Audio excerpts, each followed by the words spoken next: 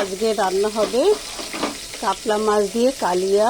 এই যে মাছ ভেজে রেখেছি, এখানে কিছু ভাজা হচ্ছে, এখানে কিছু মশলা, পেঁয়াজ, এই যে কাজু, তারপরে পোস্ত, এটা কাঁচা লঙ্কা আছে, এই যে। তো এটা একটা মশলা করে নেব। মাছটা হালকা করে ভেজে নিলাম। ঝোলের মাছ বেশি কড়া হলে ভালো লাগে না, তো এবার তুলে নেব। কালো জিরা আর একটুখানি শুকনো লঙ্কা দিয়ে দিলাম।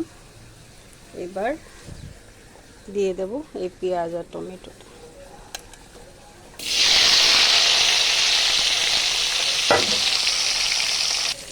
দিয়ে দেব এই মশলাটা।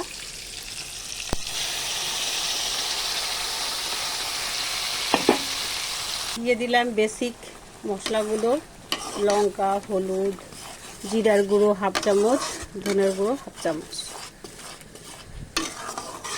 এবার ভালো করে কষতে হবে। দিলাম একটু চিনি, গরম মশলা, আর দিলাম একটু গোলাপ জল, 4-5 ফোঁটা। আহা, যা গন্ধ বেরিয়েছে! ভালো করে আরেকটু মশলা কষানো হয়ে গেছে। এবার গরম জলটা দিয়ে দেবো। এই যে এখানে গরম জল রাখা হয়েছে। ঝোল ফুটে উঠেছে, মাছগুলো দিয়ে দেবো মাছগুলো।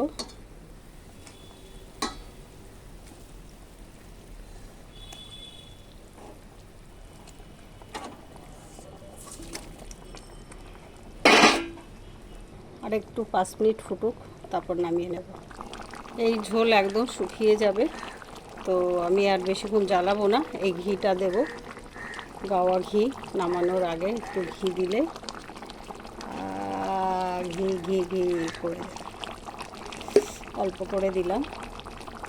কি দারুণ হয়েছে না? চলো টাটা।